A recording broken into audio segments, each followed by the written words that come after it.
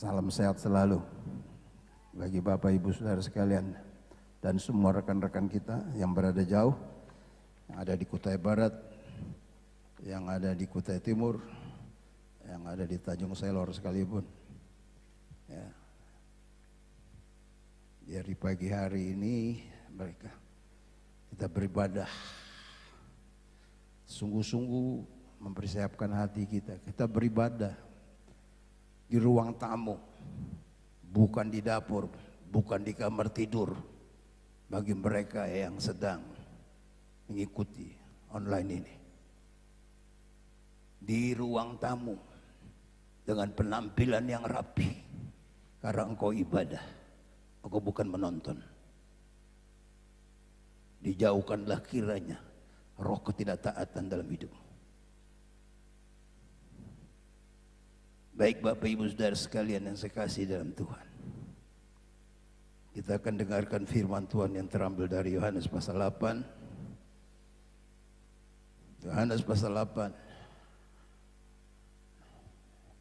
Kita akan baca dalam satu perikop. Kalau lihat di sini perikopnya perempuan yang berzina. Kita akan baca pasal 8 dari ayat 1 sampai 11. Kalau sudah dapat katakan amin. Baik, bangkit berdiri sebagai satu sikap penghormatan kita kepada Tuhan. Bangkit berdiri, kita akan baca sama-sama saja dari ayat 1 sampai ayat 11. 1, 2, 3. Tetapi Yesus pergi ke Bukit Zaitun. Pagi-pagi benar ia berada lagi di bait Allah, dan seluruh rakyat datang kepadanya. Ia duduk dan mengajar mereka. Maka ahli-ahli Taurat dan orang-orang Farisi membawa kepadanya seorang perempuan yang kedapatan berbuat zina.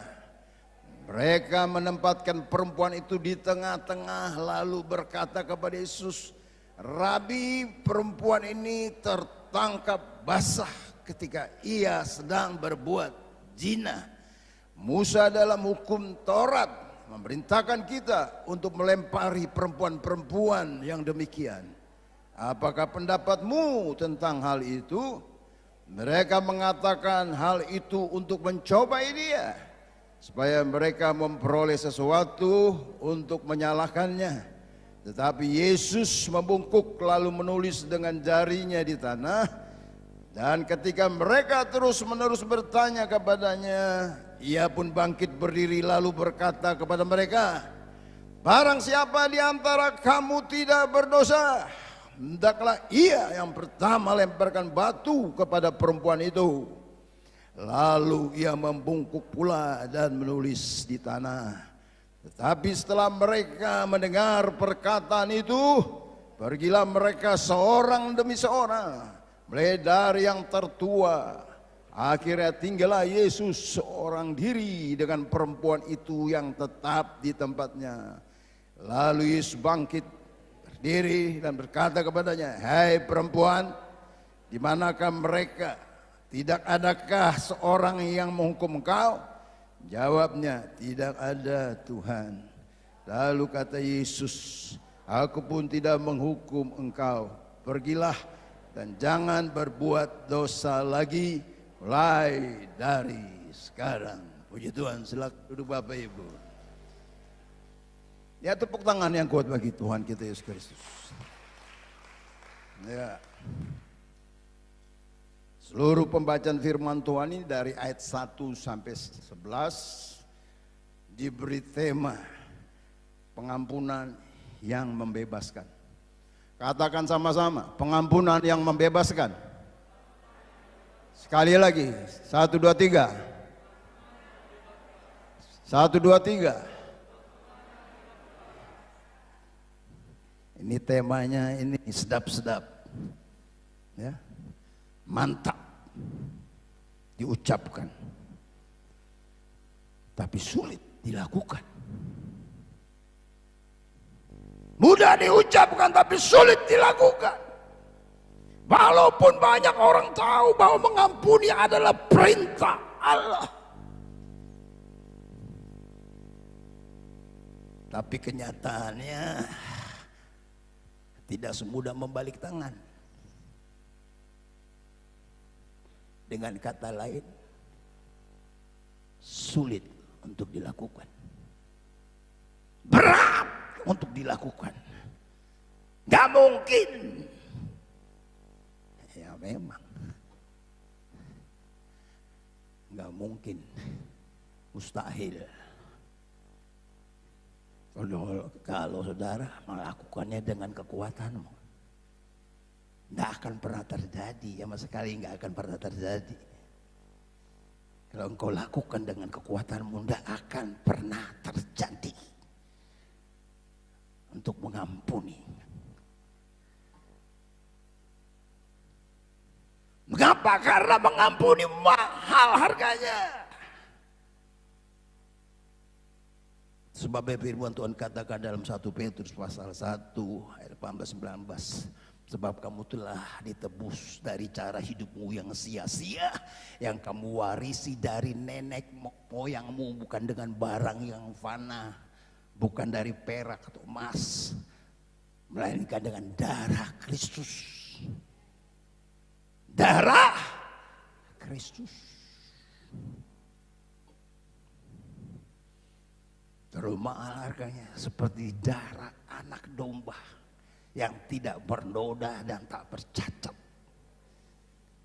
Karena terlalu mahal, tidak ada yang bisa beli dan tidak ada yang sanggup melakukan itu.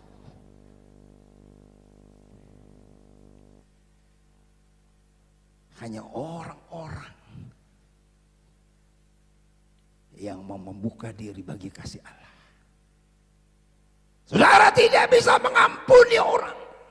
Saya nggak bisa mengampuni saudara, siapapun dia, istri kah, suami kah, orang tua kah, anak kah. Nggak bisa kalau engkau melakukannya dengan kekuatan sendiri.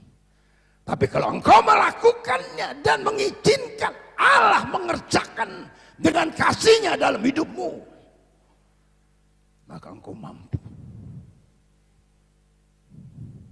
Amin. Amin. Amin.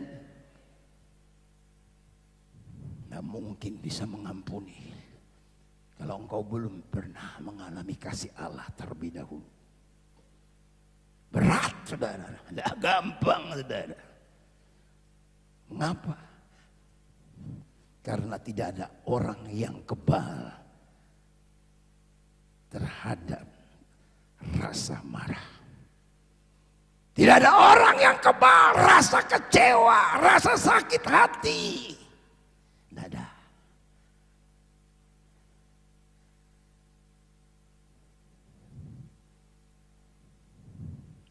Siapa yang pernah marah? Angkat tangan, jujur. Gituan. Tidak ada yang kebal terhadap marah. Tidak ada yang kebal terhadap kecewa. Tidak ada yang kebal rasa sakit hati.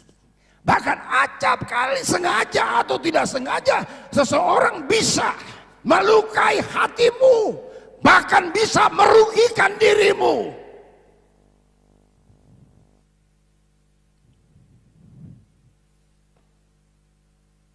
Berat saudara, berat. Nah, semudah apa yang engkau ucapkan. Mengampuni adalah hal yang membebaskan.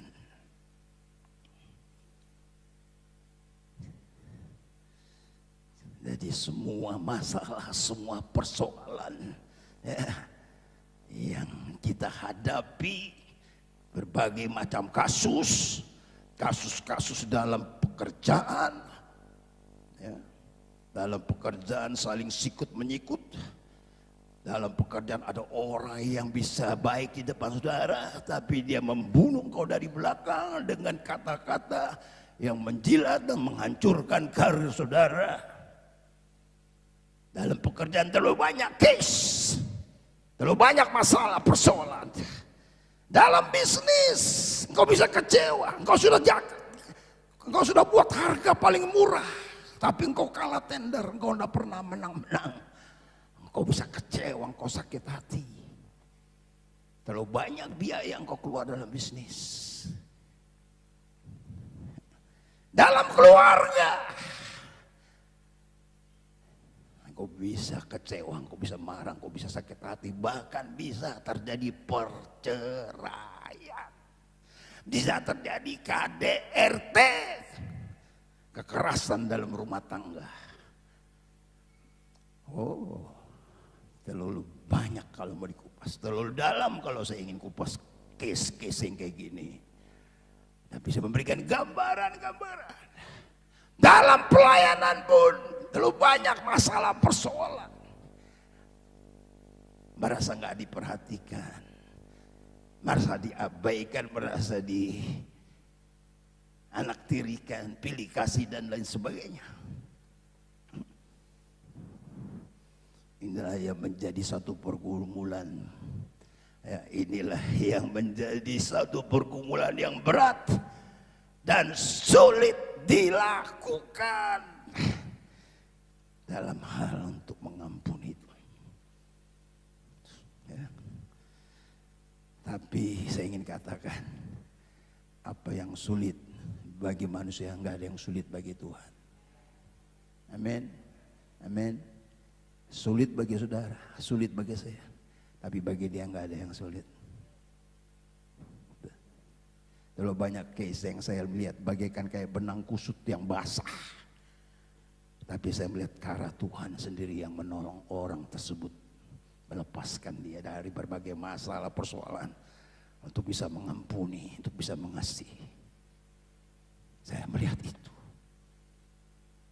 Rumah tangga. Pribadi. Terlalu banyak. Hanya kuncinya Bapak Ibu, waktu kita mengizinkan Allah dengan kasih-Nya menjamah hidup kita. Amin. Amin. Kok hanya satu orang aja, yang lain masih simpan kepahitan. Amin.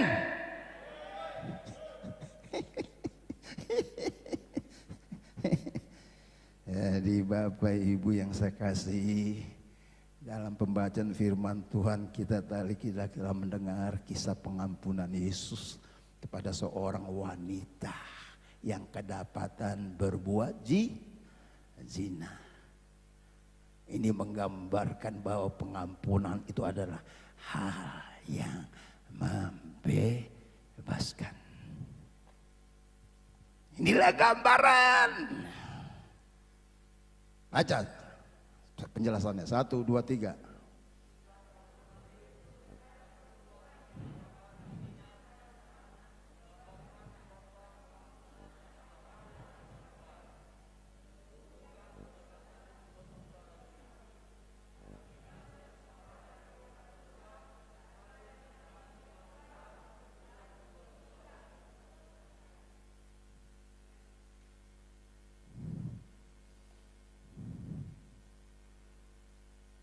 Menggambarkan betapa pengampunan adalah hal yang membebaskan. Katakan hal yang membebaskan. Memang kebebasannya bukan berarti untuk bebas berbuat dosa lagi. Tapi kebebasannya dari ikatan dosa memiliki tanggung jawab. Katakan tanggung jawab. Tanggung jawab yang apa dikatakan? Tanggung jawab yang apa dikatakan?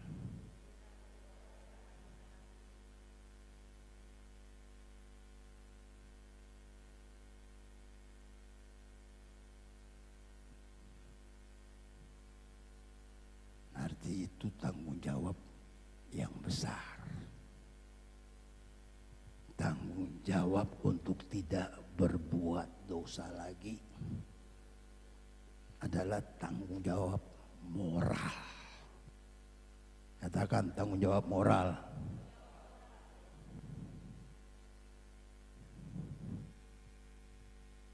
Tanggung jawab moral. Apa itu tanggung jawab moral? Kemampuan seseorang dalam melaksanakan tugasnya dan tanggung jawabnya, menanggapi masalah-masalah, persoalan-persoalan yang terjadi, yang menjadi suatu pergumulan, berdasarkan prinsip etis dia putuskan. Berdasarkan prinsip-prinsip etis. Apa itu etis? Peraturan-peraturan, norma-norma, prosedur-prosedur yang ada yang tidak boleh dilanggar. Jadi dia melaksanakan tugasnya sesuai dengan peraturan-peraturan yang tidak boleh dilanggar.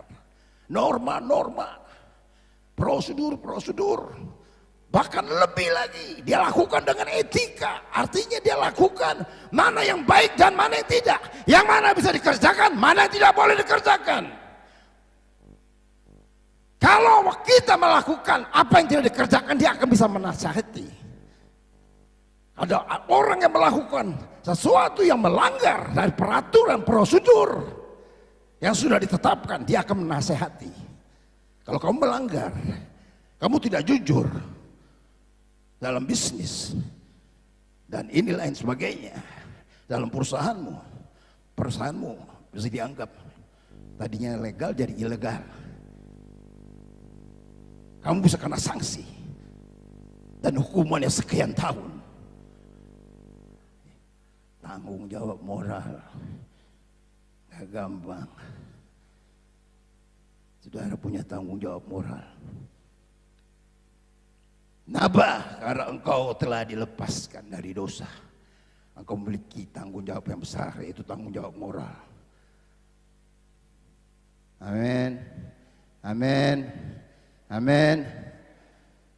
Nah, gampang Bapak Ibu menjadi orang percaya, bukan berarti engkau langsung bebas, enak-enak aja, santai-santai saja. Engkau memiliki tanggung jawab besar, tanggung jawab moral yang kau harus bertanggungjawabkan kepada Dia atas kasih-Nya yang telah mengampuni engkau, yang telah menyelamatkan engkau, yang telah memulihkan engkau dari segala masalah persoalan. Sebabnya Bapak Ibu yang saya kasih dalam Tuhan Yesus Kristus, bagi kita yang sudah diampuni, kita memiliki tanggung jawab moral. Katakan kanan kiri, punya tanggung jawab moral. Coba ngomong yang jelas, 1, 2, 3. Kanan kiri, 1, 2, 3. Kalau engkau tidak punya tanggung jawab moral, resikonya terlalu besar. Karena engkau yang harus mengalami eksekusi, hukuman. Kau tidak menegur orang yang berbuat dosa, berbuat kesalahan, pelanggaran, firman Tuhan katakan, kau yang akan menanggung dosanya. Tapi kalau engkau menegur, menasehati, dan ada sanksi, maka engkau telah menyelamatkan dirimu dari kebinasaan. Dan orang itu bagaimana? Urusan dengan Tuhan. Karena engkau telah menasihati dia, engkau telah mengampuni dia, engkau telah mengasihi dia. Oleh karena itu Bapak Ibu, apa yang dapat kita pelajari dari pengampunan yang membebaskan ini? Apa yang dapat kita pelajari setelah kita baca, setelah kita dengar dari pengampunan yang membebaskan ini? Hal yang pertama, baca 1, 2, 3.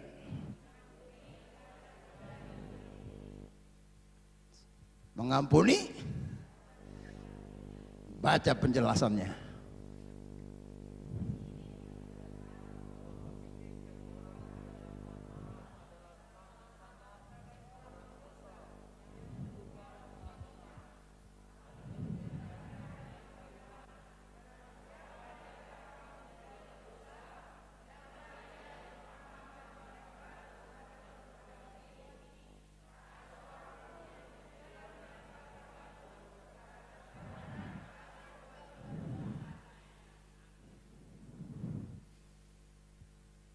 Jadi semua orang di hadapan Tuhan sama.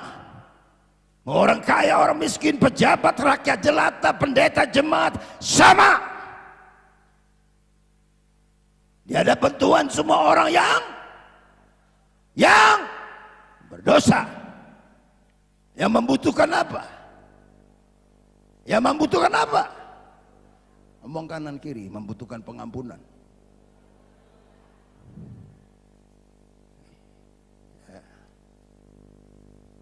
Membutuhkan pengampunan. Kesadaran bahwa kita ini orang berdosa. Dengan kata lain, orang yang tidak berdaya. Sehingga ayat itu berkata, barang siapa di antara kamu yang tidak berdosa, hendaklah dia yang pertama kali melempar batu. Tapi semua sunyi senyap, tidak ada yang berani. Karena menyadari akan dosa. Orang yang berdosa, orang yang tidak berdaya. Orang yang berdosa, orang yang tidak mampu menghadapi masalah dan persoalan. Tidak bisa buat apa-apa. Sebabnya Yesus ingin menegaskan posisi saudara bagi orang-orang yang telah ditebus, yang telah diampuni. Dia ingin menegaskan tugas dan tanggung jawab saudara, agar saudara sadar bahwa orang-orang yang berdosa ini apabila datang kepada saudara karena mereka membutuhkan pengampunan, dia akan datang dalam hidupmu. Maka engkau harus berani bertanggung jawab atas jiwa-jiwa yang binasa ini. Kau tidak bisa katakan bahwa itu tugas pendeta. Kau tidak bisa katakan itu tugas pengurus. Dengar, kau orang percaya. Dengar, kau anak Tuhan. Kalau engkau tidak bisa melakukan, itu bukti bahwa engkau belum pernah mengalami kasih Allah dalam hidupmu. Itu bukti bahwa engkau belum lahir baru. Engkau belum menjadi ciptaan yang baru.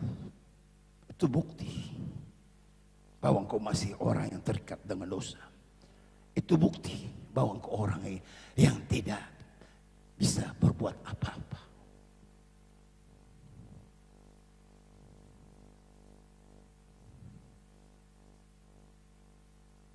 Mungkin kau datang beribadah, tapi hatimu penuh dengan segala macam dosa. Kau bisa angkat tangan, kau bisa memuji, tapi engkau penipu di mata Tuhan. Sebabnya Bapak Ibu, orang berdosa datang, maka engkau memiliki tanggung jawab moral yang kau selayani. Kau tidak bisa biarkan, engkau nggak bisa tinggalkan, tidak bisa engkau anggap enteng, anggap acuh. Lain lagi kalau engkau mau melayani dia, dia merasa tidak peduli, dia merasa tidak perlu berdoa, tidak perlu dilayani, tidak perlu ibadah. Nah itu lain lagi ceritanya, ya toh. Jadi engkau tidak bisa berbuat apa-apa. Hand up, angkat tangan saja. Angkat tangan, Tuhan turun. Sebabnya Bapak Ibu yang saya kasih, ya, jadi mereka datang sebagai orang-orang yang membutuhkan pengampunan. Karena firman Tuhan katakan, sekalipun dosamu merah seperti kermisi akan dibersihkan putih seperti salju. Sekalipun dosamu merah seperti kain kesumpah akan dibersihkan seperti bulu domba.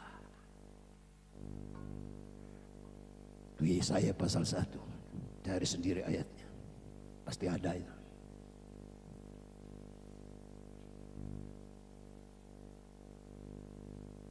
Satu Yohanes pasal 1 ayat 9 katakan, jika kita mengaku dosa kita, Ia setia dan adil,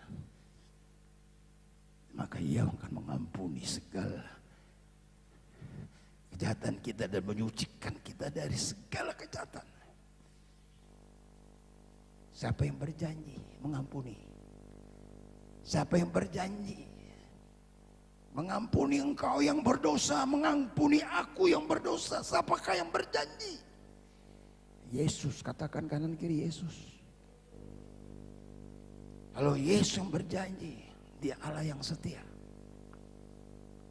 Karena Dia mengasihi engkau. Segala dosamu berat, nggak bisa dipikul sudah bukan merah hitam. Tapi Tuhan katakan, marilah kepadaku semua yang letih lesu dan beban, aku akan apa? Memberikan kelegaan kepadamu. Matius 11, cari sendiri ayatnya. Siapa yang berjanji? Tuhan yang berjanji. Untuk engkau mengalami kasih-Nya, untuk pengampunan. Kau memiliki tanggung jawab. Tidak sama. Atau engkau sudah lepas dari dosa, hidupmu sudah tidak sama. Hidupmu bukannya kamu lagi, melainkan Kristus yang hidup di dalam kamu. Sebabnya cek dulu, sudah engkau ada dalam Yesus dan Yesus ada di dalam diri saudara. Cek dulu. Cek. Adakah dia di dalam atau selama ini dia masih di luar? Engkau tidak mengizinkan dia untuk masuk lebih dalam, untuk mengetahui isi hatimu, rahasiamu, terlalu pribadi, terlalu tertutup.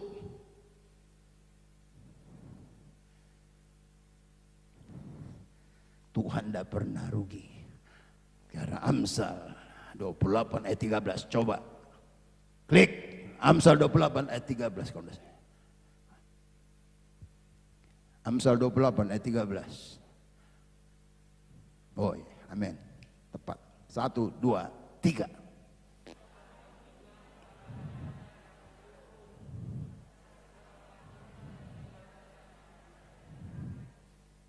Siapa yang menyembunyikan pelanggarannya, siapa yang menyembunyikan dosanya, siapa yang menyembunyikan kejahatannya, tidak akan. Siapa yang rugi? Tuhan yang rugi. Siapa yang rugi? Katakan saya. Katakan saya.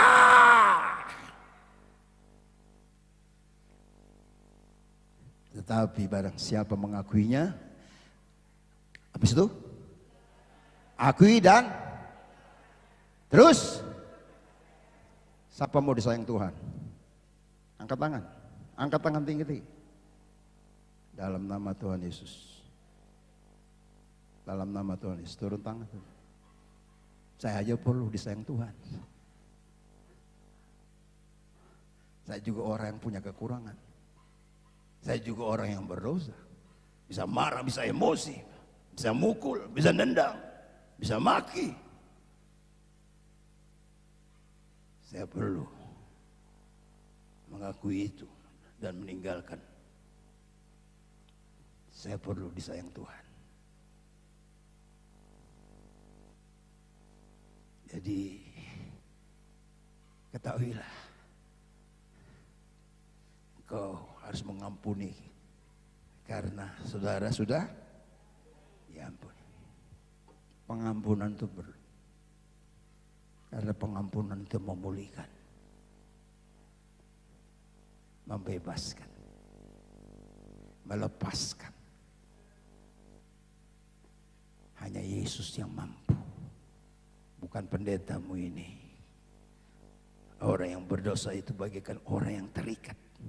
Orang yang berdosa itu selalu dia tertuduh. Dia naik ke gunung, dia seperti dikejar singa.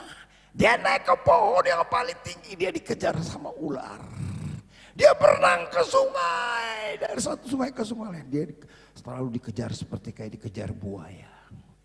Dengan kata lain, dia selalu hidup di dalam ketakutan yang selalu menuduh atas semua dosa yang dia buat dari masa mudanya sampai tuanya. Kalau tidak bertobat, itu terus mengikat dan membinasakan dan menghancurkan kehidupanmu. Sebabnya Dia yang penuh kasih mengampuni kita, karena kita juga sudah diampuni. Yang kedua klik 1, 2, 3. 1, 2, 3. Ini tidur kah? Baca penjelasannya.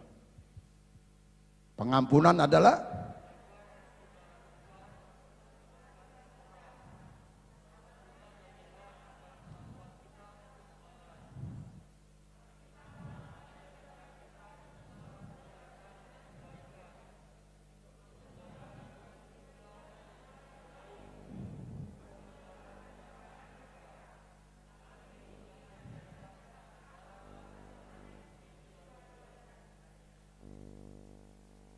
amin.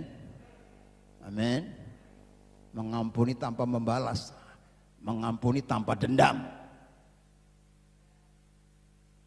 Membalas artinya dendam. Mengampuni tanpa dendam. Tuhan sudah menjelaskan melalui firman-Nya. Ya. Mengajar pada kita untuk membalas kejahatan dengan apa? Dengan kebaikan. Mengapa? Mengapa Bapak Ibu? Karena waktu kita menyimpan dendam untuk membalas, maka kita adalah orang yang sudah ditipu oleh iblis. Iblis itu bapak penipu. Iblis itu bapak pengacau, bapak perusak, bapak pembunuh. Jadi waktu engkau dendam, ingin membalas, engkau telah diperdaya, engkau telah ditipu oleh iblis. Tadi saya sudah katakan, iblis itu penipu, pengacau, perusak, pembunuh. Dia yang telah pencuri, dia mencuri sukacita dari hidupmu. Dia merusak masa depanmu, karirmu.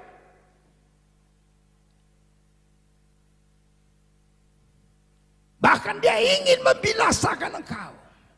Dia serius untuk membinasakan engkau. Tapi engkau mungkin masih anggap enteng. Tidak perlu membangun keintiman dengan Tuhan. Tidak perlu rajin beribadah, rajin berdoa, rajin baca firman. Tidak perlu. Engkau masih anggap enteng. Padahal iblis serius untuk membinasakan engkau. Untuk menghancurkan hidupmu.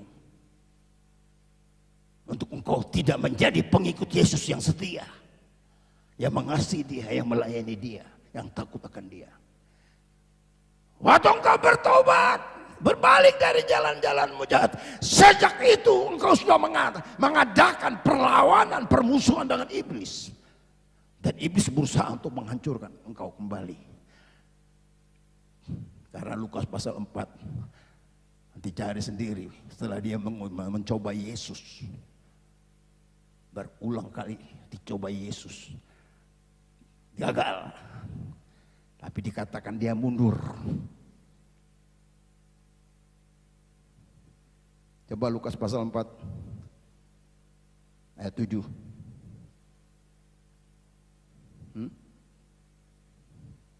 Lukas pasal 4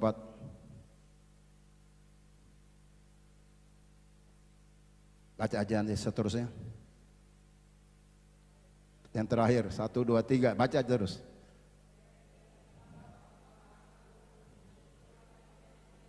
Terus klik.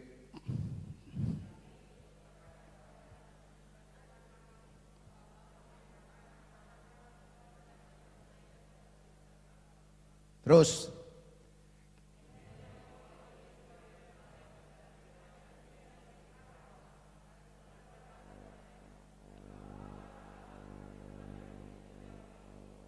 Terus.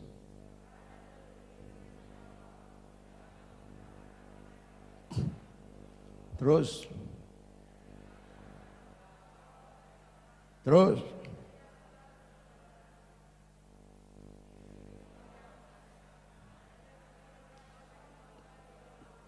Terus.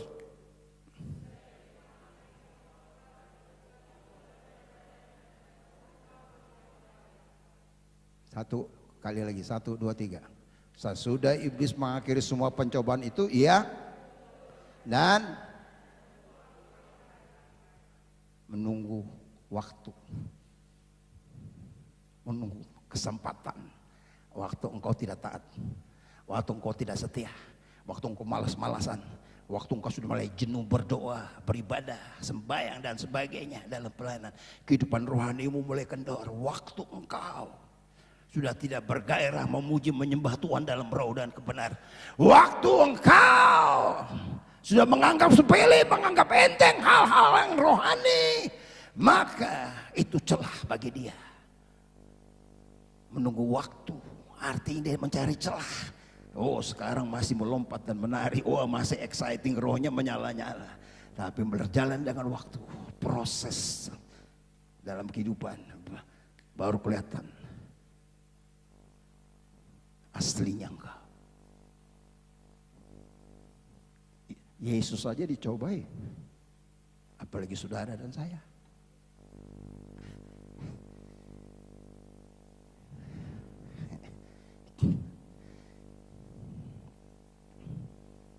Jadi bagi orang yang dendam,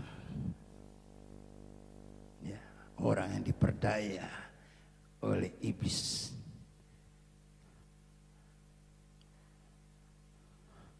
membuat dia binasa. Nah, bagaimana supaya kita tidak diperdaya oleh iblis? Maka nggak ada pilihan lain. Bagi orang yang dendam, orang yang membalas kepahitan, kekecewaan, kemarahannya, tidak ada pilihan lain selain mengampuni. Katakan mengampuni. Itu kuncinya. Mau sehebat apapun masalah persoalan, tidak ada pilihan lain. Engkau harus bisa mengampuni orang yang telah menghancurkan hidupmu, yang telah merusak hidupmu, orang yang telah mencelakai engkau, yang telah merugikan engkau dalam berbagai macam kasus dan masalah yang ada di dalam kehidupan ini. Kenapa kalau engkau dendam? Engkau adalah orang yang merugikan dirimu sendiri. Orang yang dendam, orang kepahitan, orang kecewa, orang yang marah akan merugikan dirinya sendiri. Oh, enak dia dong. Enak di dia. Susah di saya. Dia yang menyakiti saya, dia yang merugikan saya, dia yang menzalimi saya, dia yang berbuat jahat sama saya. Dia yang merugikan saya. Dan kau dendam. Kau dendam, kau nggak beda jauh sama dengan dia, nggak ada beda jauh. Siapa bilang engkau beda? Enggak, sama. Orang yang dendam pasti nggak bisa tidur. Dia bisa tidur. Saudara yang dendam nggak bisa tidur, siang malam mimpi. Aduh, mimpinya kayak orang mau dicekek terus, teriak-teriak kalau malam tidur. Saya rasa enggak ada yang kayak gitu ya. Kalau saya mimpi selalu teriak maling. Saya kalau malam tidur kok kenapa teriak maling, maling mau masuk. Kenapa? Ada maling mau masuk di gereja ini. Iblis itu pencuri. Jadi kita peperangan terus sama pencuri.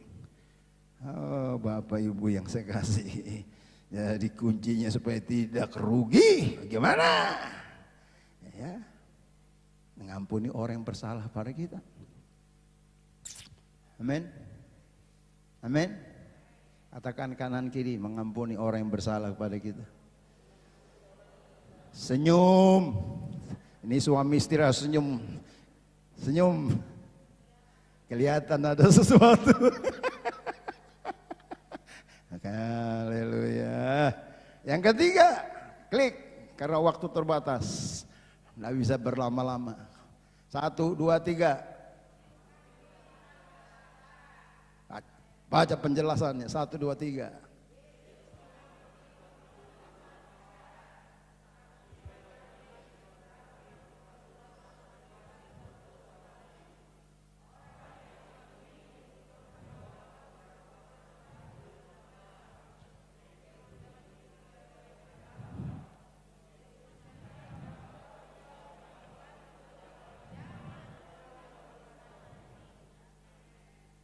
Amin.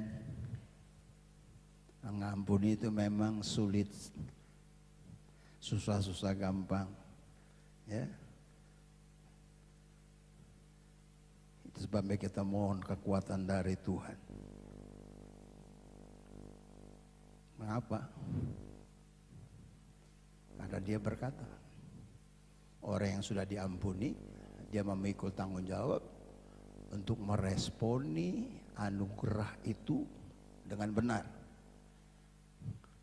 Kenapa? Yaitu engkau harus hidup sesuai dengan kehendak Tuhan. Artinya hidup kita ini harus selalu bergantung pada Tuhan. Katakan bergantung pada Tuhan. Jadi kalau ada orang yang menyakitkan saudara dan saudara susah mengampuni, tidak ada pilihan bagi saudara dan saya. Kita perlu kekuatan dari Tuhan karena kita bergantung sepenuhnya kepada Tuhan. Mengapa? Karena juga Tuhan Yesus mengajar kepada saudara dan saya bahwa orang yang bersalah kepada kita, dia mengajar kepada saudara saya, kalau orang yang bersalah kepada kita, dia tidak mengajar untuk orang itu harus datang dulu minta ampun, minta maaf. Tidak ada. Tuhan Yesus tidak pernah mengajar kepada orang percaya, kepada murid-muridnya. Kalau ada orang yang bersalah, ada orang yang berdosa kepada saudara, tunggu dia minta maaf, tunggu dia minta ampun, baru saudara mengasihi dia, mengampuni. Tidak ada.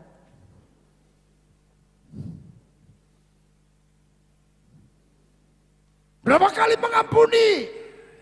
Dalam Matius 18, 21, 22 Petrus tanya kepada Yesus, apakah 7 kali kalau saudaranya berbuat dosa kepada dia? Akan dikatakan 70 kali. 7 kali 490 kali lagi. Artinya pengampunan itu harus menjadi apa? Katakan gaya hidup. Katakan gaya hidup. Katakan gaya hidup. Hei suami-suami, pengampunan itu merupakan gaya hidup. Hei istri-istri, pengampunan itu merupakan gaya hidup. Engkau harus mengampuni terus orang yang berbuat kesalahan padamu. Engkau harus mengampuni terus, ampuni terus. Tiap kali dia berbuat dosa kecil, engkau harus ampuni terus sampai rasa sakit yang ada, yang tadinya di sini yang sudah kemana-mana itu sampai hilang. Sudah bukan di sini, sudah kemana-mana. Sehingga jalannya tremor.